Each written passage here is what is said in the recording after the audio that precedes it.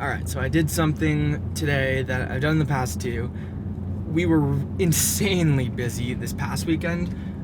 Don't know when this is posting, but we had one of our most popular weekend features and pretty much doubled the revenue that we did in the previous weekend, which means we didn't have a lot of inventory that we needed. We probably didn't have enough staffing, and just in general, we didn't perform as well as we should have.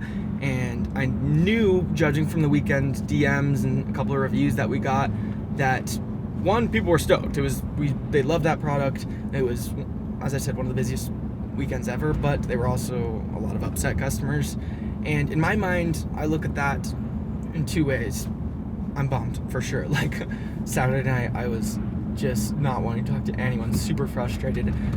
But I try to look at it with number two, just a little bit of perspective of, all right, well, we actually did serve more than twice the amount of cars and orders.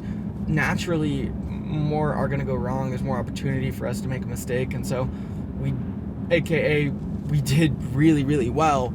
And naturally, there's going to be some mess ups. And so I try to look at it with some perspective too, not just focus on the couple really bad ones, but the way I handle the bad ones is I try to ask for feedback rather than just letting it come, because it usually comes in ways that you either can't fix it or just looks really bad for you as a company. So my top strategy, especially after I have kind of a feeling that we didn't execute flawlessly very soon before this, I'll just get on the Instagram or whatever outlet that may be and say, hey, I want to hear your feedback. I want to hear your feedback and see how your experience was. So I made a post today that was like, hey, Thirsty Nation, amazing weekend. Thanks for everyone who came out.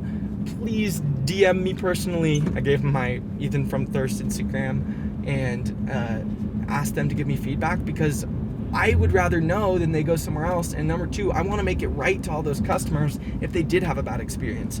I want to be able to personally message them, and first I want to hear it so the company can be better and I can go get with my managers and fix all these different things. But and I want to know that myself.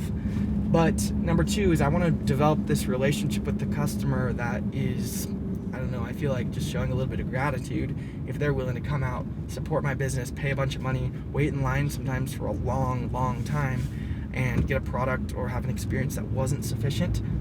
I want to take care of that. And so I like to ask, I like to drive them specifically to me. Yeah, it's not the most scalable thing, and sometimes I don't get back to all of them. And that's just what it is, because I'm doing my best out here, but I try to, and I think it means a lot to the customers that I can actually fix the situation, hear what they have to say, and hopefully get them in for another experience, maybe on me, and make it right for them.